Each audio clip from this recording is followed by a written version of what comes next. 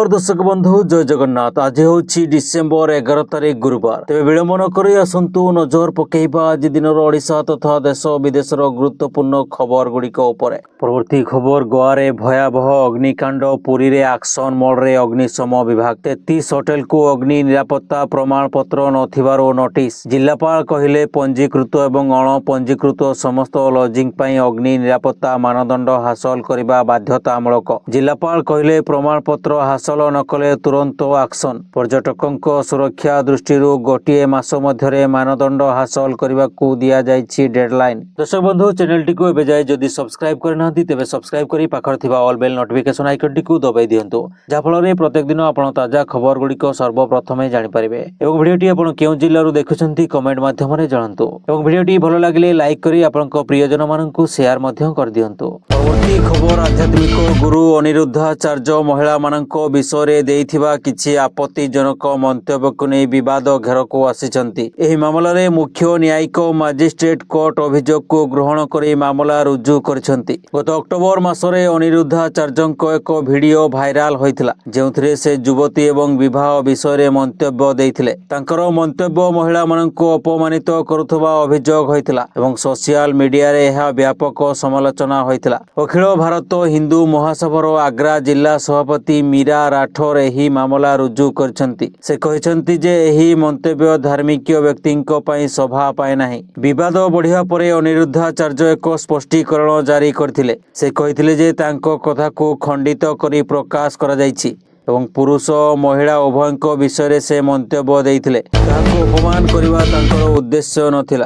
परवर्ती खबर ऐतिहासिक बारवाटी स्टेडियम रे मंगलवार अनुष्ठित दक्षिण आफ्रिका विपक्ष टी20 क्रिकेट मैच रे भारत 101 रन रे दमदार विजय हासिल करिछि। हार्दिक पांड्यान को विस्फोरक अर्धशतक बल रे भारत 20 ओवर रे 6 विकेट हराई 175 रन करथिला। 176 रन रो टार्गेट को पीछा करी दक्षिण आफ्रिका सांघातिक बैटिंग विपर्जय सम्मुखीन होई 74 रन रे ऑल आउट हो जाइथिला। ए विजय परे भारतीय दलर अधिनायक सूर्य कुमार यादव ओडिशार मुख्यमंत्री श्री मोहन चरण माझी को लकी बोली कही प्रशंसा करछंती। मैच विजय परे उभयଙ୍କ मध्यरे होइथिबा आलोचना संपर्क रे मुख्यमंत्री निजे गणमाध्यम आगरे प्रकाश करबा सह मैच देखि बहुत आनंदित थिबा कहिसंती। परवर्ती खबर महानदी जल विवादर समाधान करिया पई गठन हैला उच्च स्तरीय कमिटी। उपमुख्यमंत्री केभी सिंहदेवଙ୍କ अध्यक्षतार एही कमिटी गठन करछंती राज्य सरकार। तेबे मुख्यमंत्री मोहन चरण माझी महानदी जल विवादर समाधान करबा को एक कमिटी गठन करबा को निर्देश देइथिले जहापरे एही उच्च स्तरीय कमिटी गठन करा जाइछि। गुरुत्वपूर्ण कथा हला एही कमिटी रे उभय शासक सहित विरोधी दलर सदस्य मध्य अछंती। मिलिथिबा सूचना अनुसार एही कमिटी महानदी जल संबंधी समस्त दिग को परीक्षा करिवो। परवर्ती खबर विधानसभा रे विधायकଙ୍କ दरमा और भत्ता को नै बिल पास हेबा परे एबे चर्चा रे ओडिशा विधायकଙ୍କ वर्धित दरमा। सारा देश रे एबे ओडिशार विधायक सबुठु अधिक टंका दरमा पाइबा को जाउथबा बेले याकु नै आरंभ होइछि चर्चा। एमिति कि देशर बड़ राज्य कुहा जाउथबा यूपी और महाराष्ट्र रे विधायकଙ୍କ दरमा को ओडिशा पछरे पकाई देइछि। परवर्ती खबर 9000 एकर जमी रे बीडीए रो टाउन प्लानिंग। भुवनेश्वर गहरिया छक निकट रे चलिछि बीडीए रो एही टाउन प्लानिंग। गृह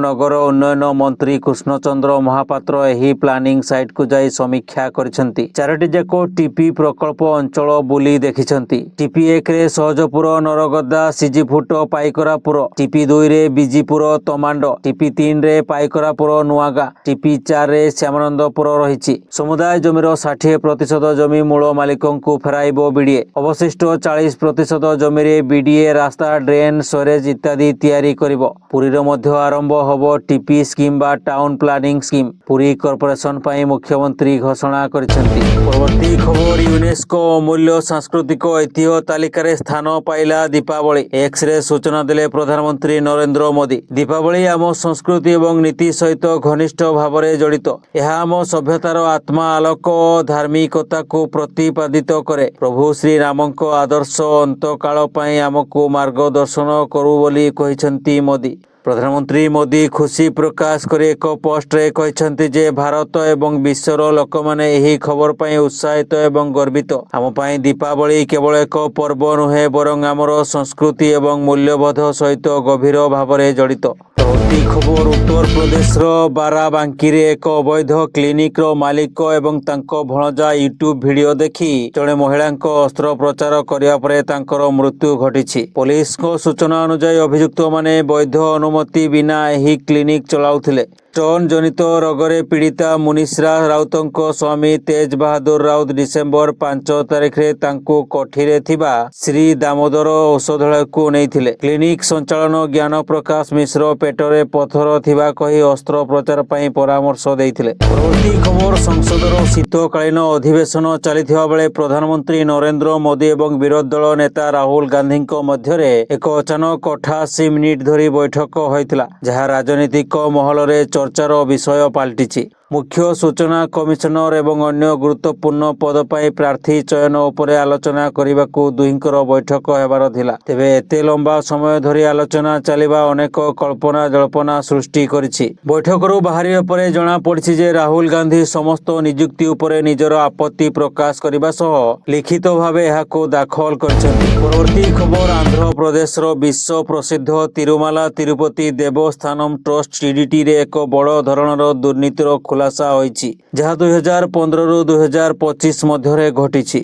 ଟେଣ୍ଡରରେ ଶୁଦ୍ଧ ମଲବେରୀ ରେଶମ ଶାଲ ଯୋଗାଇବା ପରିବର୍ତ୍ତେ ଏକ ଠିକାଦାର 100% ପଲିଷ୍ଟର ଶାଲ ଯୋଗାଇ 54 କୋଟି ଟଙ୍କାର ହେରଫେର କରିଥିବା ଅଭିଯୋଗ ହୋଇଛି। ଟିଡିଟି ବୋର୍ଡର ଅଧ୍ୟକ୍ଷ ବି.ଆର୍. ନାଇଡୁଙ୍କ ନେତୃତ୍ୱରେ ହୋଇଥିବା ଏକ ଆଭ୍ୟନ୍ତରୀଣ ଭିଜିଲାନ୍ସ ତଦନ୍ତ ପରେ ଏହି ଜାଲିଆତି ସାମ୍ନାକୁ ଆସିଛି। ଏହି ଶାଲଗୁଡ଼ିକ ମନ୍ଦିରର ମୁଖ୍ୟ ଦାତାମାନଙ୍କୁ ଉପହାର ଦେବା ଏବଂ ବେଦାର୍ସୀ ବଚନମ୍ ଭଳି ମନ୍ଦିରର ନୀତିରେ ବ୍ୟବହାର କରାଯାଏ। ତଦନ୍ତରୁ ଜଣାପଡ଼ିଛି ଯେ ପ୍ରାୟ 350 ଟଙ୍କା ମୂଲ୍ୟର ପଲିଷ୍ଟର ଶାଲ ପାଇଁ ଠିକାଦାର 1300 ଟଙ୍କା ବିଲ୍ କରିଥିଲେ। ଫଳରେ ମନ୍ଦିର ଟ୍ରଷ୍ଟକୁ 10 ବର୍ଷରେ 54 କୋଟି ଟଙ୍କାରୁ ଅଧିକ କ୍ଷତି ହୋଇଛି। ପରବର୍ତ୍ତୀ ଖବର ଯାହାକୁ ନେଇ ଜଳୁଥିଲା ଗାଁ 4 ଦିନ ପରେ ମିଳିଲା କଟାମୁଣ୍ଡ। ମାଲକାନଗିରି କାଲିମେଳାଠାରୁ 10 କିଲୋମିଟର ଦୂର ପାଟେରୁ ନଦୀର ନାମକୁଣ୍ଡ ଘାଟରୁ ଜଣେ ମହିଳାଙ୍କ କଟାମୁଣ୍ଡ ମିଳିଛି। ସକାଳେ ସ୍ଥାନୀୟ ମହିଳାମାନେ ନଦୀକୁ ଗାଧୋଇବାକୁ ଯିବାବେଳେ ଉକ୍ତ କଟାମୁଣ୍ଡକୁ ଦେଖିବାକୁ ପାଇଥିଲେ। ମହିଳାଙ୍କ ନାକ ଏବଂ କାନରେ ଗହଣା ଥିବା ଦେଖିବାକୁ ମିଳିଥିଲା। ପରବର୍ତ୍ତୀ ଖବର ନୂଆ ବର୍ଷରେ ସରକାରୀ କର୍ମଚାରୀଙ୍କୁ ଶକ୍ତ ଝଟକା। 1,20,00,000 କେନ୍ଦ୍ର ସରକାରୀ କର୍ମଚାରୀ ଏବଂ ପେନସନ ଭୋଗୀଙ୍କୁ ସାମାନ୍ୟ ଦରମା ବୃଦ୍ଧି ସହ କାମ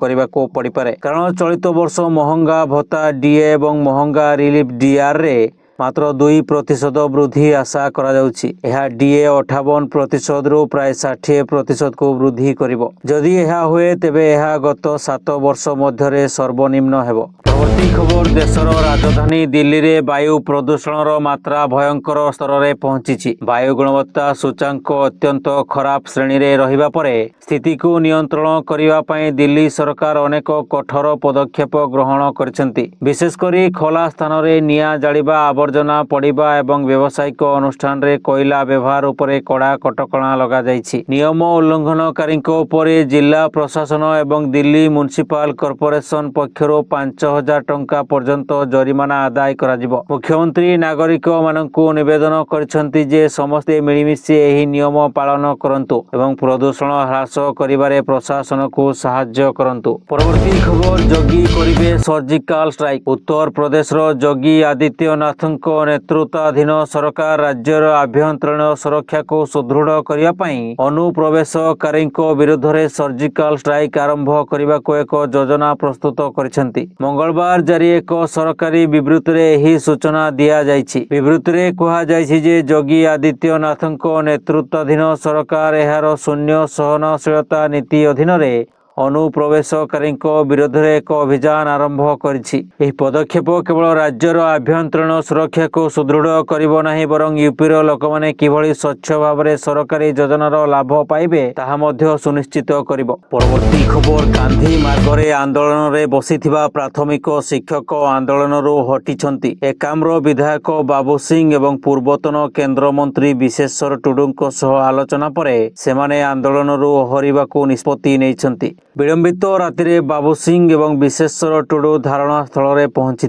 शिक्षकों दाबी पूरण नहीं सरकार सकारात्मक थिबा सेमाने कहिथिले। या परे आंदोलनकारी मध्यरु गोटे गोष्ठी एथिरे सहमति प्रकाश करथिले। परे शिक्षक संघ आंदोलन को 7 दिन पई स्थगित रखिछंती। 7 दिन भितरे सरकारक सह आलोचना करबाकू प्रतिश्रुति दैछंती। परवर्ती खबर अवार्ड नेवा पई मना कले कांग्रेस सांसद शशि थरूर। सांसदों को न पचारि तांको एक संस्था वीर सावरकर अवार्ड देवाको घोषणा करथिले। एथिरे असंतोष प्रकाश करी अवार्ड ग्रहण करिबी नाही बोली कहिथिले Tharoor. NGO group HRDA India Veer Savarkar international impact पुरस्कार 2025 घोषणा करिछि। ए पुरस्कार पई मोट 6 जन को मनोनीत करा जायछि। न जणाई मते अवार्ड देवाको मनोनीत कले किपरि। शशि थरूर तिरुवनंतपुरम रे सांबादिक माननकु कहिथिले जे मते पुरस्कार विषय रे पूर्वरु सूचना दिया जाय नथिला एवं मु एहाको ग्रहण करी नाही। मो सम्मति बिना नाम घोषणा करिबा उचित नथिला। दर्शक बंधु खबर गुडी को आपण शेष पर्यंत देखिथिबारु आपनको अशेष अशेष धन्यवाद। पुणी आसंता काली नुआ खबर नै आपनको पाखरे पहुंचिबो। सेतेबेले पर्यंत विदाय दियंतु। धन्यवाद।